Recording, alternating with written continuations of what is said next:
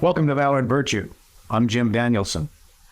With us is Sergeant Major Raquel Painter, United States Marine Corps retired.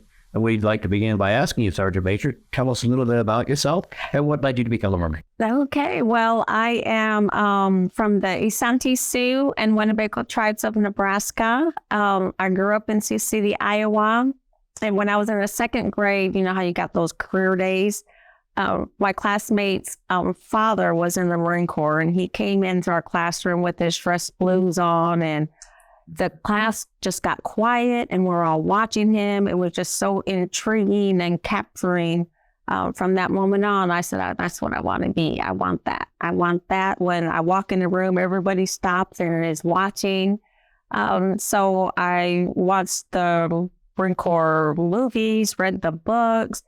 And, you know, when you're younger, it's cute. You know, your dad's like, oh, yeah, she wants to be a Marine. But when it came time for me to sign up, that wasn't the case. So he's got 7 daughters total. I'm the only one who came into the military service. And it took the recruiters 3 times to come to my house before he would sign the papers because I was only 17.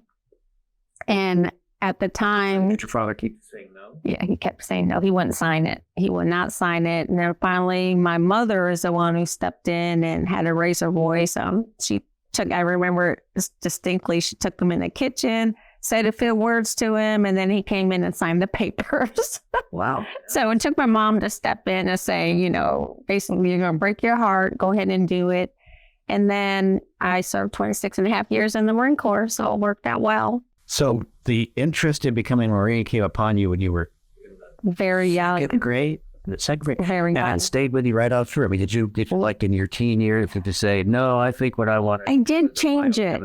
Yeah, so I did change it where I wanted to be a pediatrician. Oh. So I wanted to be a children's doctor. So that came up. And then when I mentioned that, that's what my dad grasped onto. He's like, oh, no, you need to be a doctor. And not so much the Marines, because obviously, you know, having 7 daughters, that probably wasn't the plan he had for any of us to do. So yeah. Now, did you go to Parris Island? I did. So what did you think of that? I did. How hard? And what was your experience of it? You know, my experience of boot camp was relatively easy. I thought I was in shape because that's what I pictured of. Oh my God, we're going to be running all the time. You know, I got to be in shape, but that wasn't the case at all. It was really the mental challenge that I think I wasn't prepared for when I went there. But the one thing I didn't like about Parris Island was those dang sand fleas. Oh, yeah. It tested my discipline to no other when I was down there. Standing at a tent town, letting them bite on us. And oh my gosh, it just took everything you had not to swat those little things away. But yeah. But it's interesting that you say, because a lot of people experience it this way. You say, well, the physical challenge of Parris Island was really a physical challenge, but it was that mental discipline. They're constantly boring in on you. And, you know, you say, well, I'm either going to get stronger or it's going to break. Yes. And then that's what I felt, especially, you know, when they play the little games with you. Those are the ones I just wanted to stop and say, this is ridiculous. Why are we doing this? But, you know, you just had to go along with it. And I think that was the hardest part for me, was that portion of it. Yeah, that's leading to kind of where we're going. But you said, did you think the drill instructors were funny? I did. There was 2 of them that I thought were just hilarious on this stuff they would say, right. You know, when they're supposed to be mad and angry and just something out of the ordinary comes out and, you know, you're trying not to giggle. So it's all that mental discipline stuff where I wanted to bust out laughing. No. And I wanted to start laughing. So I just learned to laugh inside because as you can see, I'm always smiling. I always want to laugh. So that was very hard for me in boot camp. I didn't want to be the one pointed out because I was smiling all the time or I was laughing. But I did get in trouble. I did laugh at one part and I got in trouble. So I had to keep doing the wall over on the obstacle course. So I couldn't hold that laugh in. So I did get in trouble for laughing. Were you laughing when you were jumping off? No, I was laughing because, I don't want to say it because I don't want, but one of the drill instructors couldn't get over the wall. Oh my. Yeah. So I was like, what in the world? So then I was like, oh my gosh, you can't get over the wall. Then I didn't realize the heavy was behind me. The heavy is the one that obviously does the disciplining and stuff. But I didn't realize she was behind me. So that's all I did. I didn't even get to finish the course. I just did that the whole time. So I paid for that one. Yeah. You say, well, it's obvious that we all basically have that one life that we live. And, you reach a certain age, and you're not there yet, but many of us are, where you can reflect back over your life and say, what has sort of been, if you will, the trajectory of my development? The question is, how would you say the Marine Corps helped you to develop as a person? Oh my gosh. I think the Marine Corps helped me in many ways. I think the first one is bringing me out of my shell. Mm-hmm. I don't think I was as assertive as I am now when I joined the Marine Corps. I don't know if it's because I was young or just never was in a position where I had to be.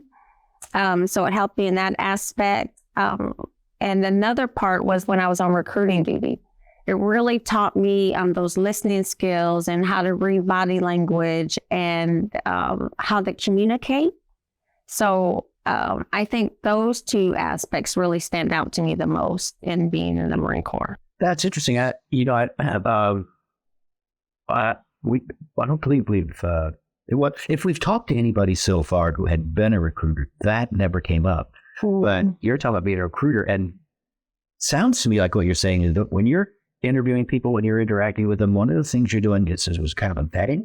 Yeah, I'm trying to say, will this person be a good fit for the Marine Corps? Mm-hmm. And really listening to what they're looking for. So if you're listening and they're mentioning something, whether it's discipline or they just want to be stronger, then I kind of turn that into, well, this is what the Marine Corps can do. So I'm listening for those little clues so I can build on the conversation to bring them into what the Marine Corps is about. That's interesting because and these thought everybody understands, right, that we have difficulties in our society right now. There's some odd things going on, and some people just seem to be desperate, unhappy, drifting without purpose, and that's what does the Marine Corps have to say to that? To those kinds of people? What lessons could the Marine Corps bring to our countrymen to improve their own? Yeah. Well, I think just like anything, a person has to have a purpose. I think you have to have a purpose to keep going and moving forward. But the Marine Corps, what that does is really enhances that person's purpose. So you see a lot of people that join the Marine Corps, some join for education. So the Marine Corps helps them on that side, but they still got to do their part to make it obtainable.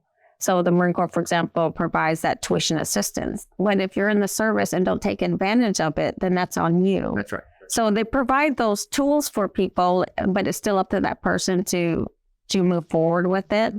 I think the Marine Corps does provide many tools for different people, depending on what they're looking for, whether they're looking for discipline, which is probably what I was looking for when I came in.